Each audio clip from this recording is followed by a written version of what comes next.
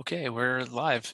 Hi, everyone. We're just going to give everyone a couple more minutes before we get started. So thanks for joining us today. Just give us a couple minutes as we get started here.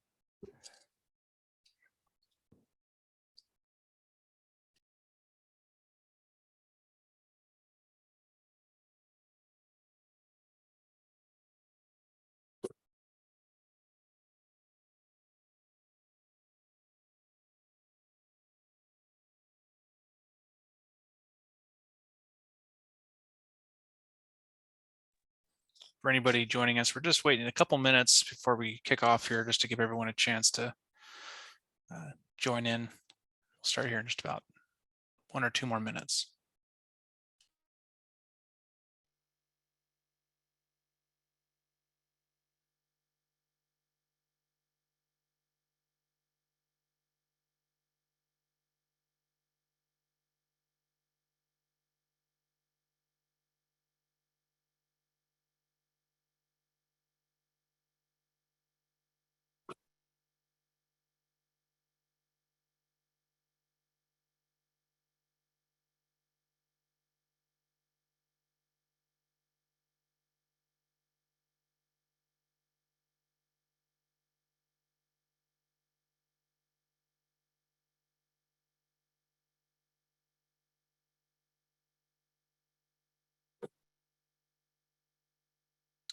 All right, I think we're going to get started here a couple minutes after, and we have the hour to start. Just want to welcome everyone. Good morning, good afternoon, whatever time it is for you. I want to welcome everyone to today's webinar here hosted by Qcells. We are calling it Harnessing Power, a discussion on women and energy transformation. This is part of different webinars that we at Qcells are working to put out and share. And today we're going to talk about women in the energy sector and the role women can play in transforming culture and the world's energy. My name is Nick Santera. I'm the Senior Marketing Manager here at Qcells USA. And we are hosted today by Vitaly Lee. He is our Chief Development Officer at Qcells. And Vitaly has been powering energy transition through renewable development for over 20 years. Also today, we're excited to have Danielle Murfeld join us. She is the Global Chief Technology Officer here at Qcells, where she is focused on leveraging technology to enable the renewable transition. We're really excited to have Danielle here today. And before Vitaly takes over, there's a couple quick housekeeping items that we're going to just go over. Number one, most important for everyone always asks, we are recording this session and we'll make it available afterwards. We have a Q&A scheduled towards the end of the webinar here, so please put your questions in there's a Q&A section, there's a chat. Try to use the Q&A so we can keep track of those, but feel free to drop those in as the discussion goes on. And before we fully kick off, we're going to kick off the webinar with a poll. There's a short question. I'm going to put a link in the chat here for everyone to link to. You just have to put your name in. You don't have to sign up for an account or anything like that. You just put your name in and answer the question, and I'm going to share the answer. So just give me a moment to share that link. Let's see here.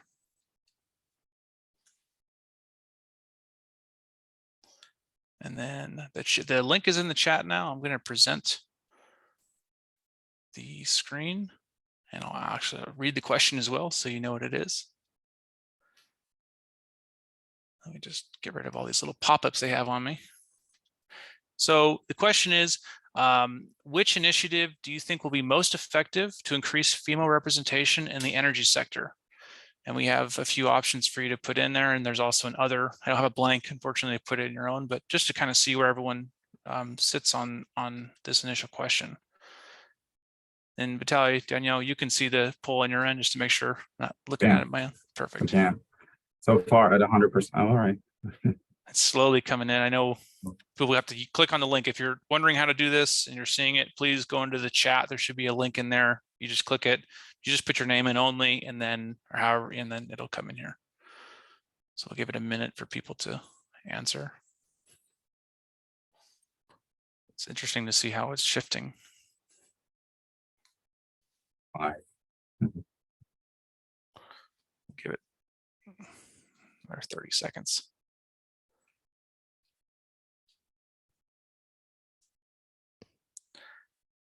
All right. So, oh, it's kind of shifting still. Obviously, the majority right now is in gender equality policies and hiring and promotion. But female mentorship programs is coming up as a stronger second. So I'm sure Vitaly, Daniela can help in your conversation. So I'm going to stop sharing here. You're still free to answer the question if you're coming in now and just seeing this. Beyond that, I'm going to hand it over to Vitaly. Thank you all, and thanks for joining us. Thank you, Nick. Thanks for joining, everyone. Especially thanks to those people who joined back. This is our second webinar. We're going to continue producing content like this. Give us feedback. It is really my pleasure, Danielle, to welcome you here. Dr. Merfold, our Global Chief Technology Officer. We have a lot of great stuff today that we will unpack. And as the title of the webinar states, we're going to talk about the role and especially the superpowers that women and female talent can bring to any position. So Danielle, why don't we start with tell us a little bit about yourself and your journey into energy. Sure. Thank you, Vitaly. It's great to be here. So I'll just start by saying I'm an electrical engineer by training. And when I was getting my PhD long ago, I really started focusing on semiconductor devices. And I just fell in love with the idea that really advanced technology sort of feels like magic. So I finished my PhD work and went into industrial R&D. And I spent a lot of my career so far in big industrial R&D activities. But some of my earliest work that I really fell in love with was in solar. Funny enough, almost 20 years ago. But I've worked across a lot of industrial spaces from healthcare, aviation, defense, consumer products, but I kept coming back to the energy sector. And in the last role I had with GE before I came to Qcells earlier this year, I was the CTO for GE's renewable energy businesses, which are a pretty broad range. But when I found out about what Qcells was doing and thought about the vision and the focus that we have here in Qcells, I just couldn't resist. And because solar was always one of my first loves, it was easy to come, into the space and get to be a part of what is going to be the most impressive decade ever in terms of energy expansion. And I get a front row seat for it. So here I am. That's fantastic. So you're, a couple of decades of experience in energy and technology in general. What are some of your unique challenges and the triumphs that you've experienced as a female executive, as a woman? Sure. Yeah. And I would say there's a lot of stories we women trade with each other about, being in fields where we're one of the few women. And there are a lot of what you would expect, just sort of not feeling like you're part of the group or not feeling like you're in all the informal discussions, dialogues, decisions that happen. But my biggest challenge, and maybe even just the specific example that I can give, all my biggest challenges were where I was my own worst enemy. And, you think about this and it's not uncommon amongst women. And frankly, I heard it's not uncommon amongst a lot of people, but women maybe talk about it more, this idea of the imposter syndrome. And I'll think of a specific time I was stepping into a role that was a much bigger, significantly broader role than I had had previously. And I was just insecure about whether I could do it. I knew definitely I had sort of the analytical or academic view of knowing that many women think that, they wouldn't start a job unless they had 90%, or they wouldn't apply to something unless they had 90% of the requirements under their belt, whereas statistically men would be more comfortable offering themselves up as a candidate if they had 30 to 40% or even less. So I knew that analytically, but I still felt like there must be a better candidate, and I was ready to step into this role. And the good news is I got some great coaching from a senior leader who really it sort of changed the course of how I thought about stepping into new roles. And he just was very matter of fact and said, there's really nobody in our company at the time that had the breadth of this role that I was stepping into. There didn't exist anybody. So no matter who took it, they were going to have to learn a lot. And so the question wasn't, did I have all this breadth? Right. Could I learn? And so then when you think about it that way, I thought, oh yeah, I can learn. So I took the job and I loved it. It was one of the best moves I made in my career. And I never would have made it without that little change in thinking. So that was a unique challenge that turned into, I'd say, a big advantage, because now I'm much more easily able to kind of take myself out of that rut, and for people that I mentor and support as well. But I think just putting yourself into a position where it's okay to learn this is also maybe my biggest triumph too, because the culture that I like to breed on my teams and that I want to have around me is a culture where we all want to learn. It doesn't really matter if you're asking a question. It's not that you don't, the focus isn't on that you should have known it and you don't. It's on that you're confident enough to ask and build up your knowledge to become a more successful leader. It makes the experts on the team feel valued. It helps expand your own personal knowledge, and it just promotes this culture of continuous learning. So that's what I would say, that building that culture is, I would say, my biggest triumph. Absolutely. Continuous learning is very important, and you are correct. The imposter syndrome is prevalent mostly in female talent, but it applies to a lot of us. And so it is a hot topic that I think a lot of people are thinking about every day and in there. And I think it is important to surround yourself with folks, your mentors, obviously, and being a mentor to others. Really listen to those voices, and that will kill the voices in your head that are whispering all those things.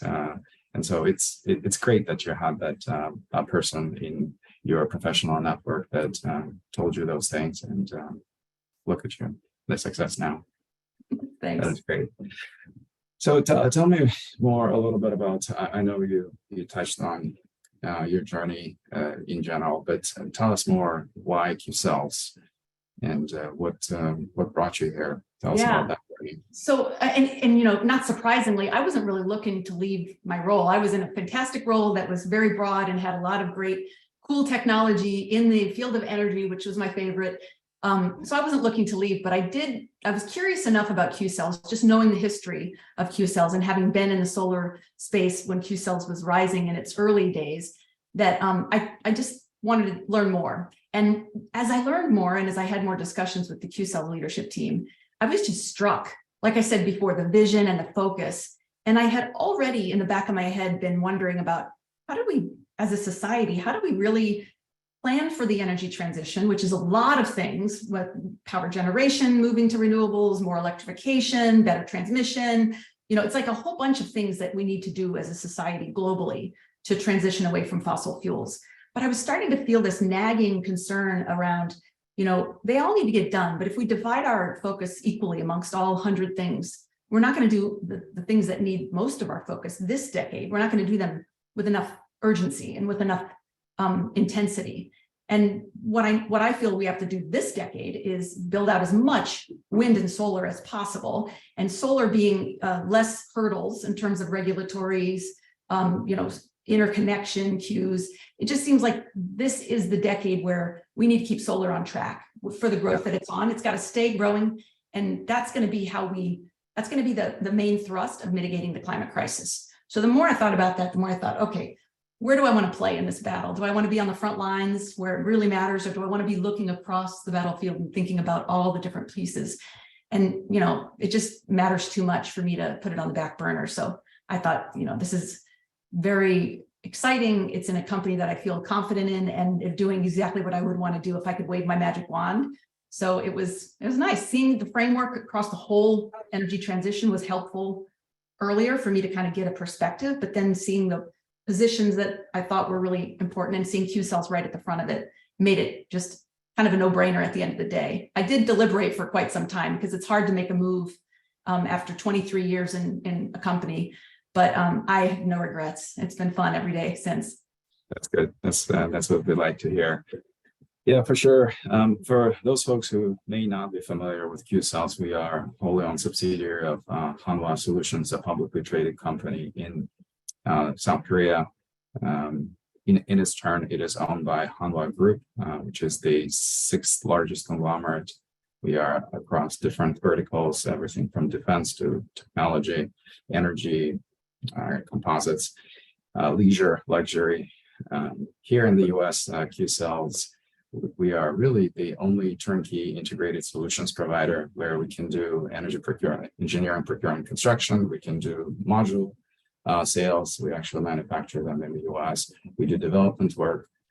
We do systems integration for battery storage, as well as we own Jelly, which is the energy management software, the brains behind battery storage that is becoming so important. If I could add one more thing, Vitaly, as you Go for talk it. about it, is so some folks on the webinar here might know this, but just in the last 6 months, Qcells has made more of a financial commitment to growing our clean energy manufacturing here in the U.S. in U.S. history. So I mean, Correct. this is exciting. This is like transformational in terms of the impact that it's going to have here in the U.S. We pretty much have a news on LinkedIn and elsewhere almost on a weekly basis. There's a lot of announcements, and I think part of your decision, definitely part of my decision to join this company 2.5 years ago, the commitment that the company is making to North American markets, not just in general the energy transition that we're moving towards completely green solutions, but it is the commitment to North American market. And with all the recent announcements, it's a great time to not only be in our space in North America, but it's also great to be part of our team here at Qcells. All right, so let's, we talked previously about superpowers, Danielle. So, and you mentioned those, the superpowers that women can bring to the workplace. So what is it? What superpowers do women have, and what do they bring to the table, and how do we harness those superpowers? Yeah, so let me unpack this just a little bit, because I'm trying to be provocative, because this is also a really important space to think about how women can impact the field of energy, especially in these times of change. And I want to say up front that there is a ton of great studies that show that more diverse companies have better financial outcomes, they're more successful.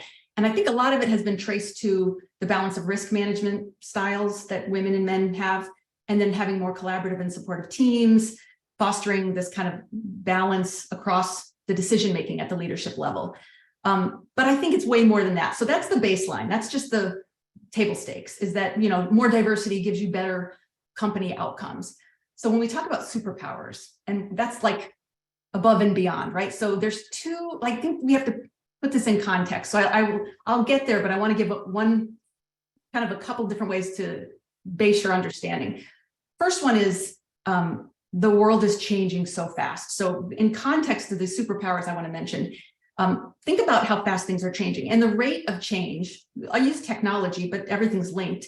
It's exponential. And we've seen this across decades: Moore's law, adoption of the telephone, adoption of internet. It's not surprising when I say technology is accelerating, we're on an exponential curve. And we're recognizing it a lot more because we're getting to the steeper part of the curve as a society, as a global society of human beings, right? And these changes are happening not within a generation, but within lifetimes, within decades, sometimes within years. So it's speeding up even faster. Everything's connected. You can make Moore's law gives you better chips that allow you to design the next better chips, and so on and so forth with respect to the energy transition as well. So there was a futurist who had a great book back in 2001. His name is Ray Kurzweil, and he was talking about this rate of change. And he called out the fact that if we continue on the rate of change that we are, then we're just not geared as humans to understand what that is going to feel like. And if we continue at the same rate of change, the next 100 years will have the same amount of progress that we've seen in the last 20,000 years. Right. So this is just like mind blowing. So if you think about how much change we're going to have so fast, it's really going to be important to be ready for that. Okay, so that's one context, is change is going to happen fast. Humans aren't adapted for that kind of change. And in our field, it's really critical for us to have societal acceptance for change. And we've seen that in permitting new plants. We've seen it in a lot of areas where you have to have people on board to have this successful energy transition. The other context around the superpower thing is, superpowers are really aligned with rarity. So if Superman landed on a planet where everybody could fly, his gift of flight would not be a superpower, right? So another way to think about what I'm going to talk about for women's superpower in the energy sector is also the fact that today, because there's only 30%, 32% of women or of employees in the renewable space are women. That's actually better than the overall energy sector, which is in the low 20s. But it means that we're going to have at least a lot of the societal norms of behaviors are going to be less found in the energy sector. And some of the things that women have been really socialized to develop skills around are compassion, empathy, community building. So these characteristics are typically associated with sort of a feminine, not necessarily with business success or with technical innovation, but as business and technology evolve, especially faster and faster, Right. These traits are going to become super important. They already are a little too rare, I think. And that when we have these interconnected challenges that we're facing, we're just going to need to connect on a more fundamental level. So that's the superpower that I think women bring to the energy sector, is empathy for the user. We've heard a lot about AI being designed, and of course it's designed with the same bias that the person who designed it has. Exactly. So we're going to have these solutions that hopefully help more of a broad development community see through the eyes of the broader, user community, create more satisfying experiences, address all the challenges at a more holistic level, and then essentially lead to societal acceptance. So this is really what it's going to take. The solar market, just for an example, in our field, Vitaly, it could be 3 times bigger in the US than it is today in the next 5 years. The global market's expected to be a terawatt by the end of the decade. Like, that's huge growth, but that's completely aligned with our path. And it's going to be necessary, by the way, to stay on track with the Paris Agreement. So that takes a lot of societal acceptance and a lot of designing that's engaged with the user that I don't think we're at as a sector today. But I think we're going to get there, especially as we bring more women into the space. Yeah, it's a very exciting time. I go to conferences a lot. I speak at conferences, and I've been in this industry for 25 years, energy industry, renewable 15, and it's great to see the amount of new, fresh talent that is coming onto the market, and it's great to see a lot of women in our space coming onto the scene and really moving mountains and contributing, delivering, and being great at what they do. I think we have a polling question. Nick, do you want to go to our second polling question? Yes, thank you. Give me a moment to share it here. Again, if you came in and missed the first question, I'm going to share a link in the chat and you'll go click on the link and you just put your name in. You don't have to sign up for an account or anything. And then I'm going to share the results live as everyone does that. So give me a moment to share. The link is in the chat.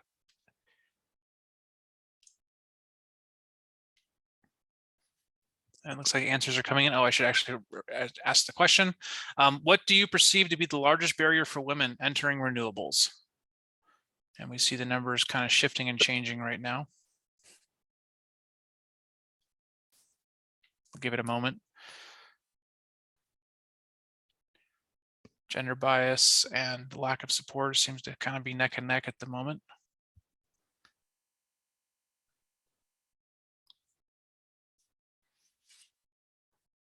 See, the bars move. Yes. It's interesting to see.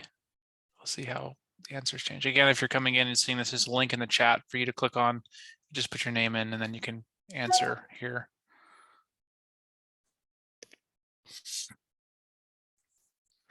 Vitaly, Danielle, I can leave us up for a moment as you move on to the next question. But hear your answers, hear your results, it's interesting. Yeah, I think one of the points here is lack of support for work-life balance. Danielle, why don't we unpack this now? We talk a lot about work-life balance, and I guess what is important to you, and talk more about that. Yeah, so I think one of the things that has really helped me throughout my career is the ability to sort of be at work when I'm at work and be at home when I'm at home. I had twins almost, well, I guess 18 years ago. They just turned 18 last week. So I had 3 children, but my first 2 were twins. And I didn't really have a choice. I had to leave work at work. I had to be home when I was home because there was just like all hands on deck situation at all times. And I think it was really a great lucky happenstance because I was not very good at the balance before. My husband and I both were in technology. We both loved what we did. We loved to talk about it all the time. We were friends with people we worked with. So we could have easily sort of had our lives and work so intertwined that you couldn't do one without the other. And I love mixing work and life. I don't think that you need to have these two completely separate. Some of my best friends are people that I work with or have worked with. But I think being able to turn things off and turn other things on and not have to work, not keep it in my brain has been the way that I can kind of take a really intense schedule with a lot of pressure and with a lot of engagement across a lot of different sites, and not feel that 100% of the time every day of the week, because that would just wear anyone out, I think. Right. So being able to disconnect. And what I like to do for fun is, be outside. I play with my kids. We have a dog now. So we traveled a lot, and I love to travel, but lately so much of my travel is for work that I try not to travel when I'm not needing to. But yeah, we have a great big extended family that we love to visit. So that's kind of what I like to do.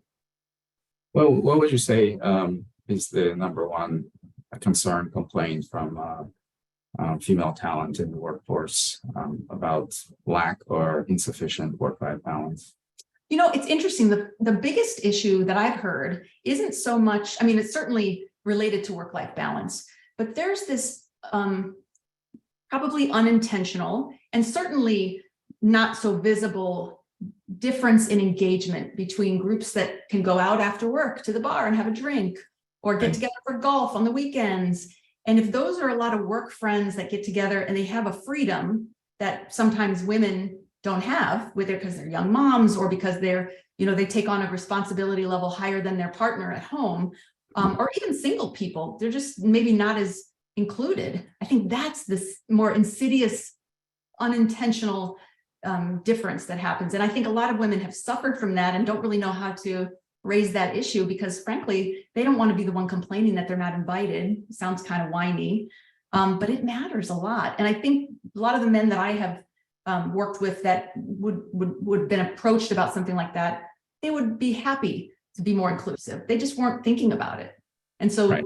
some of this just takes bravery and courage to raise the issue and not let the concerns that this might go wrong hold you back. Now, to be fair, it could go wrong. Could go but wrong. It's Well, better to especially try. Yeah. memory is everything, right? So Yeah.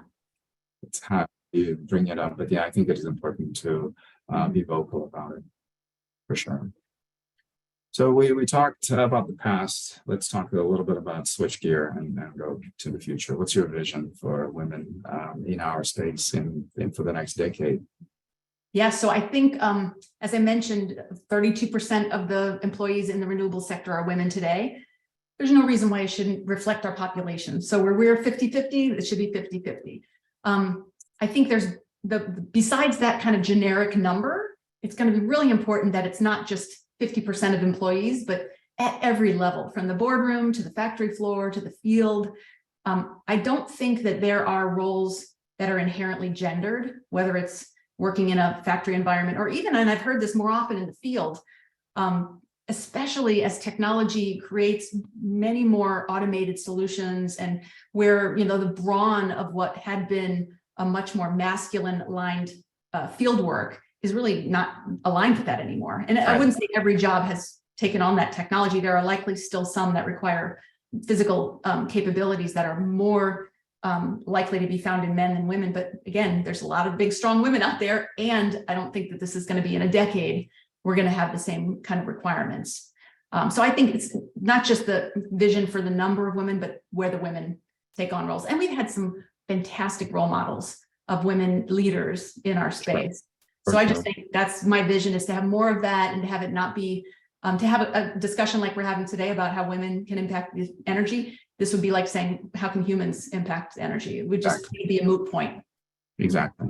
No, I'm with you there. Let's stay a little bit on vision. I guess talk to me a little bit about your some unique things and cool things, technology-wise and otherwise, that you're bringing into Qcells and that you want to focus in your midterm. Yeah, so certainly from a technology perspective, there's always sort of advances in solar cells or solar designs. I think the next big frontier for all of the energy sector, but specifically in ours too, is the thinking at a systems level. So it's one thing to say, oh, we have this cool new device, this new solar panel that's going to be much more efficient, and we need that too.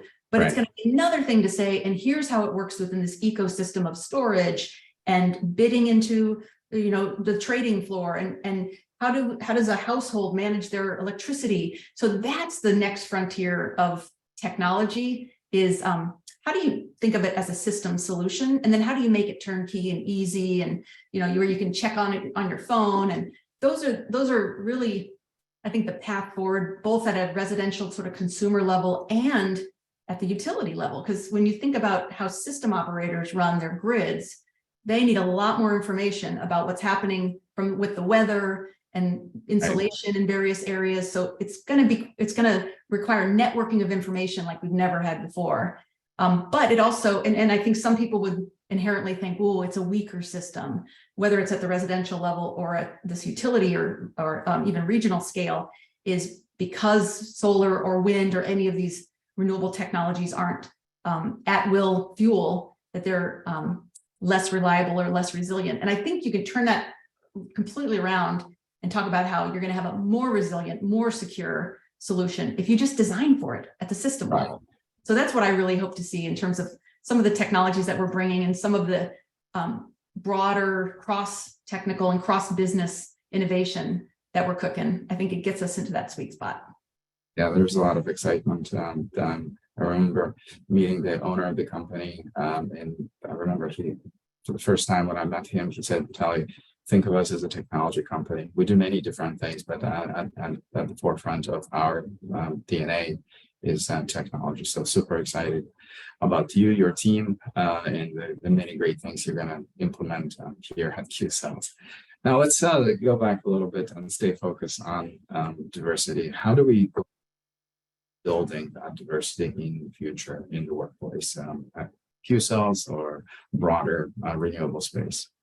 So I would say there's a few levels of kind of how can we improve diversity. The first one is just basic tactics. And I would say this is something that any company can adopt pretty immediately. And that is just update your processes. There's a lot of very archaic processes, or even just dusty, maybe I would say, just not modern processes that we've had in place for a long time. That's just the way they're done.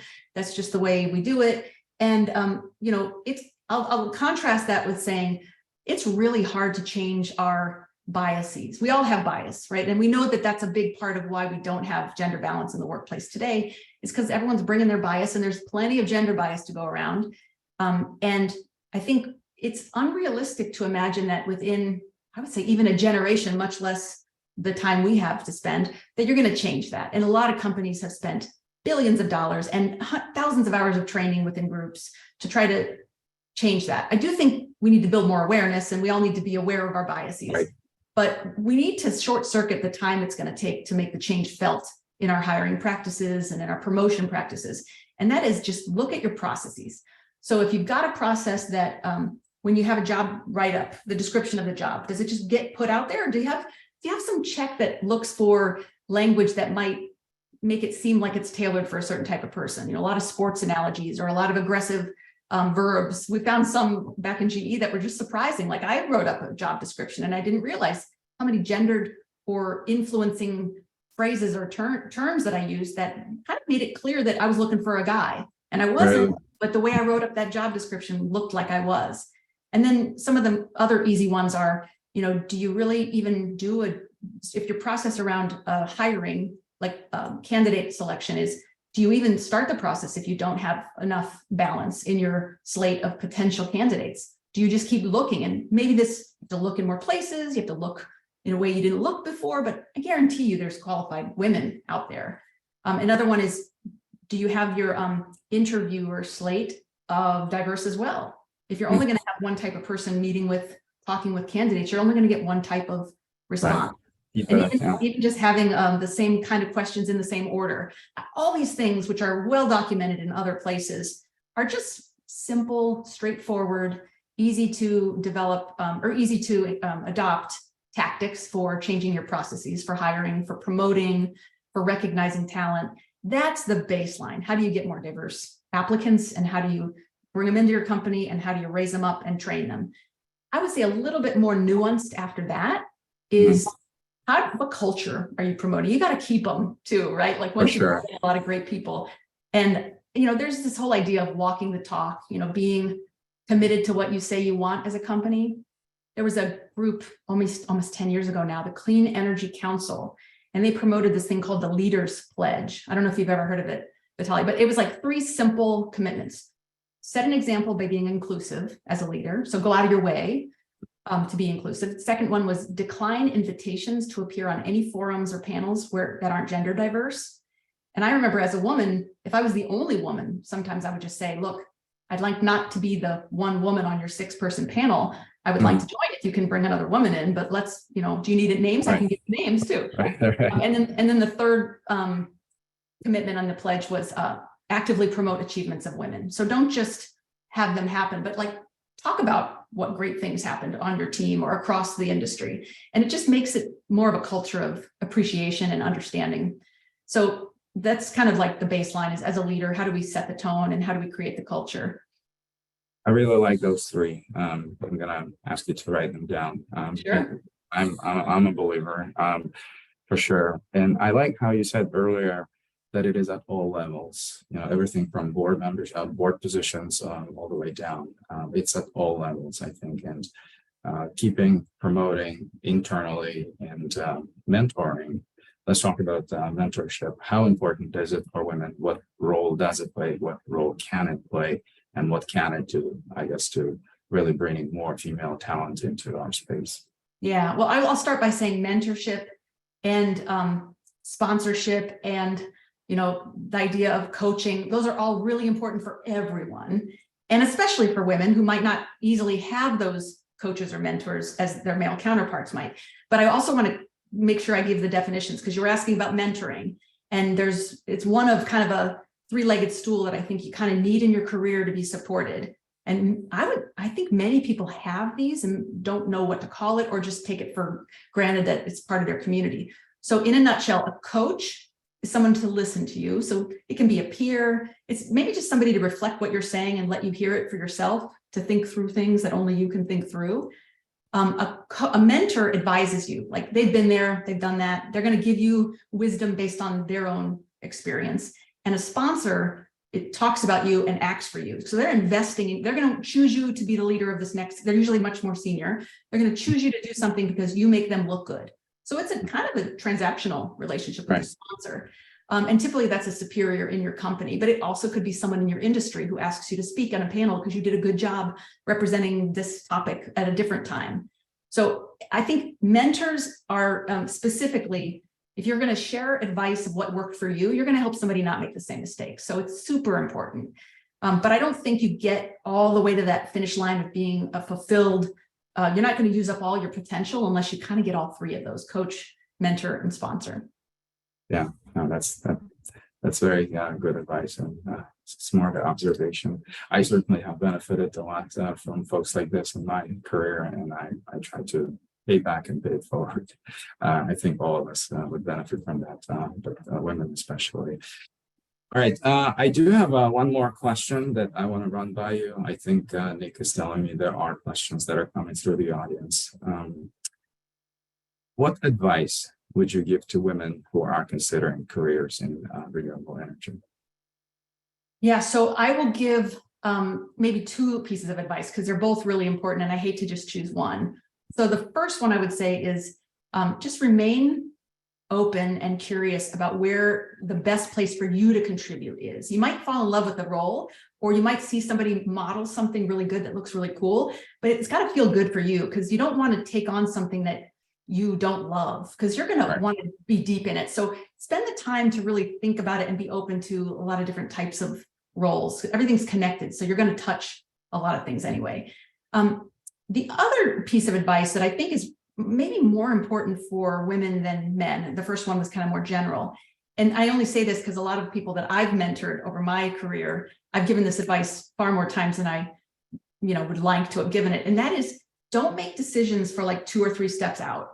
Every move you make, it should just be about the next step, because the world is changing so fast, even more so now, but even 20 years ago, having a decision about whether you want to take a role that requires a lot of travel, because someday you might want to have a family and you want to be there when your children are young, you don't have to worry about that decision. If you don't have children, or if you're not even in a relationship, I joke, but it's like that was a real example that I was giving someone feedback about. Just make sure you're not making a decision that's something that you might want in 10 years. And that individual actually took this great job that did a lot of travel. And by the time they did settle down and have children, they were in a much more senior position where they can control their travel, and they didn't travel as much. So I just think, it's like you're crossing a river every rock you step on. Don't worry about the fifth rock out, just the next one. Make sure it's Right. not too shaky and just take it one step at a time. And you'll be much more successful, but you'll also be much more able to be agile and change course when better things come up. I do like that analogy of the 5 stones. I guess from my perspective, I would just add that, and I think you mentioned this before, continuous learning is very important as you're trying to get into the field and stay and actually be successful in the field. Again, I've been doing this for a very long time, and my personal mantra is, you're cruising in life, it's only downhill. So it's stay hungry. Yeah, I read a lot. And Danielle, those are all the questions I had. I appreciate the time. I hope a lot of folks on the webinar found it very useful. Nick, I'm going to turn it back to you for the audience and to wrap us up. Thank you very much. Yeah, we have several questions have come in. This first one's a longer one. I'm gonna click answer live here on the webinar. Danielle, Vitaly, see if you go to the Q&A section on the webinar just to see it. I'll read it, and I'll try my best to help succinct it. So this is from Britt. They said, thank you all for the insights thus far. You all are touching on this, but would you share your thoughts on hiring women in clerical positions, identifying that they demonstrate a strong ability to learn, then leverage their skills, I think, by supporting them in professional development or advanced degrees. I believe more women would begin to enter and stay in the field if they started in entry-level positions and moved up. This would encourage women to stay with the company when they are promoted. So I'm not sure if Danielle, do you want to take a stab at that? Yeah, I love this question, Britt. So thank you for answering it. The one thing I think makes a lot of sense, and I will say, I'll expand it from clerical positions to any entry level. It could be factory floor, it could be clerical. And the reason why this is, I think, a really important question and framework for how companies can support women is there's a lot of the pipeline that we can't control, like, K through 12 education. Who gets into what college? Those are things that as an employer, I just hope for the best, that the pipeline's coming with good engineers for my technical needs. There's a lot of people who just don't have those opportunities, but they can make their way into our workplace through roles that are more entry level, whether it's clerical or frontline in a factory or in a field setting. There's a lot of really brilliant people that I've met over my life in the workplace who come from those backgrounds. And when they get the right support, and they have the ability to get trained in an area that they just didn't have in their educational background. And it mixes with the sense of confidence that they're good at something and passionate about a space that they're in. It can be magical. Now, it's not going to happen that you're going to fill your whole pipeline like that. And you also don't want to presume that all of your women have to enter at the entry level. You want to bring in women at every level. But I think this idea that we can impact our gender balance more if we also just focus on not people that start in a certain position of any gender should have a lot of good mobility options. And that's what this is getting to the heart of, is mobility, which I think is a really important part of fostering a more diverse community overall. A good answer. I don't have anything to add. Yeah. Thank you. We have a few more. Several are coming in. This is from Alexis. How would you encourage a young woman in the field who is struggling in her current workplace, who loves the field, but is struggling to find a new one elsewhere? Yeah, so from my perspective, and I've talked to a lot of women who are, this is a turbulent space, and there's companies going through turbulent times. So it's not unexpected, and this we should expect to see all over the place for the remainder of this energy transition. You're not always going to have the best fit for everyone everywhere. And that's why the community is so important. Reaching out to people through LinkedIn, if you're in a position to go to trade shows or technical fairs where you kind of get to know people in other parts of the industry or other companies, not so much actively job seeking, but just building a community, building a network, because you're going to find your next thing based on seeing something that looks cool, being recommended to look at something by a friend. I would say the main piece of advice I could give here is just don't get discouraged. Sometimes it takes time to find the right next landing spot, but it's out there. This is such an amazing space that's growing and changing and creating opportunities every second of the day. So if you can't find it right now, maybe it just doesn't exist yet, but next week it might pop into existence. So don't lose faith. Sure, and I'm a strong believer in the power of networking. I think you mentioned this, Danielle. Just expand your network. There are professional organizations. I'm gonna give a special shout out to one of them, Rise Industries. Okay, WRISE. Go check the website. They promote diversity. They really help. They have a lot of resources and mentorship programs. So. Yeah, Qcells is, we're proud to we're proud to be a member there. A few more. One anonymous asked, what was the second advice? I think in your advice, Danielle, I think just so everyone knows, just in case, we did record the session, so every moment we can go back. And Danielle, if you don't recall, everything you laid out, maybe you do, but just for the person who asked. Yeah, let me see. I'll see if I can remember it live. I'm not sure, but certainly yeah. I'm halfway there. It was sort of advice to everybody about just being, well, I'm not even sure which one we're talking about now, so maybe I shouldn't try to answer it. Yeah, we'll circle I'll let you back. go back and look at that later. Yes. I was having a different thought in mind. Sorry about we didn't, but we'll share that. A quick one. This is a nice question. Is Qcells currently hiring? Vitaly, Danielle, are you currently hiring? We are in overdrive. Please, again, I encourage everyone to go to our LinkedIn page. I just looked up. There are 50 positions that are currently open on Qcells team. We're constantly hiring, and this is just our organization. We have several affiliates here in the US, and so do check out the other Qcells affiliates. Everybody's hiring. The industry is growing, and it's really a good time to enter this workforce. Yeah, and I should say I'm going to be hiring. I'm building out an R&D community here in the US, and we're sort of at the early stages. Our big R&D activity in Qcells is currently kind of split between Germany and Korea, and our big growth area is the US. So stay tuned, but there's going to be a ton of investment in our R&D activity here. Fantastic. A few more. I'm going to read it. It says from Mega. I apologize if I'm mispronouncing your name, but they said, "Hi, Danielle and Vitaly. I was wondering, how do you promote women to apply for a job, especially when women tend to apply only when they meet 100% of the qualifications, especially when renewable energy sector is growing and not everyone will have the required experience? Thanks." Yeah, so I'll go back to the point I was making about processes. And one of the best things to do to get women to apply to jobs when you know that they've got this inherent idea in mind about how much sector experience or how much of the qualifications they have to have covered is in the job posting. Make it clear that applicants will be considered that have a range of experience that cover some of these qualifications. Just make it very deliberately open.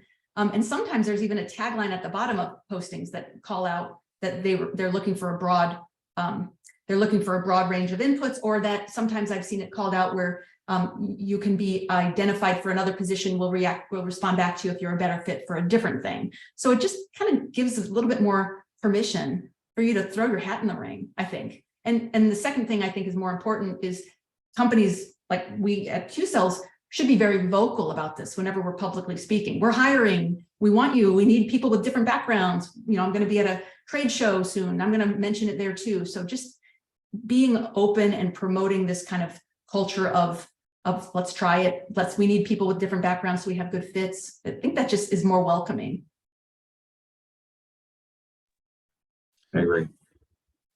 We'll do the last question, I think. Oh, maybe one more, but the question is from Anonymous: how to manage roadblocks when you want to learn, but you don't feel like you have full management support and guidance, but you feel sort of stuck learning on your own. Yeah, I've been in this position in my career, and that was when I in my mind, I told myself, well, I'm just ahead of the curve. This is important for my leaders, but they don't know it yet. And so I just spent time, because it was my passion, I just spent time learning it on my own. And when I was right or wrong, then I was able to say, hey, I've got some of this knowledge, or hey, we're already head start in thinking, and it was rewarded. So I think this is where you either look for a place where you're a better fit with alignment of management intent, or kind of invest in this. If you believe in something, and you don't feel like you have enough support around you, do you believe in it enough to do it on your own and kind of move it forward little by little? That's kind of the perspective I think when I think of roadblocks. They're never really blocks, they're just hurdles you can go over. Yeah, I would echo this. Again, going back to my mantra, if you're recruiting in life, it's only downhill. If I would say, yes, look for a better placement, better match in values and appreciation. But in the meantime, just continue investing in yourself. There's a lot of free resources. There's a lot of, there's breadth and depth of multiple resources that will help you brush up on your professional skills, as well as the specific subject matter expertise that you lack or want to focus on. And I'll just go back to that one question that was like, what was the second bit of advice? I remember this was advice for people interested in the sector. The first one was about staying curious and staying open. The second bit of advice was about not making decisions too far ahead of time, like just kind of take things as they come. That's right. Thank you. One more tech focused question. Is AI going to get incorporated into renewables? AI is going to get incorporated into everything. So yes, that's the easy answer. I would say the more interesting answer is how will it get incorporated? And I think it's going to be incorporated at several layers, from the design of systems and devices, from the use of them, from active bidding in the marketplace, from algorithms that help us operate things, to even ideas about what's your optimum solution depending on where you are and what's the weather going to be like over the next decade. Like, it'll be everywhere. It's sort of like saying, how do computers change any business, right? It's just the next level of advanced capability that you're going to be bringing to everything. Anybody who's looking to contact Vitaly or Danielle, I know that they're both on LinkedIn. They're both active on LinkedIn. I'd recommend reaching out and saying hello there. And I'm sure you both have great information and advice you can share. Danielle, obviously, you talked to this whole time about some fantastic information. So I recommend anybody who wants to get in contact to reach out to them. Just as a follow-up here at the end, you will receive a post-webinar survey, just some questions, and please just take the 1 minute it takes to answer that and help us to do a better job and to make these webinars even better. We want to keep bringing them to you. We have plans to bring more, and we want them to be as great as they can be. So in the webinar, even following this, reach out. Let us know what you want to hear about. We have great people we can bring on, like Danielle, and we want to know who else you want to hear from and what topics you want to know about. Danielle, thank you for joining us today and sharing all of your insights. It's been a pleasure listening. Yes, thank you. And Vitaly, as always, thank you for leading today's discussion. Just please follow Qcells on LinkedIn, and you can see more about what the webinars that we're sharing and all the other fantastic work that we're doing and we're bringing. And just want to thank everyone for your time today. I appreciate it. And wish everyone a great week, and we'll talk with you all soon. Thank you so much. Bye, Danielle. Bye, Nick. Thank you. Bye.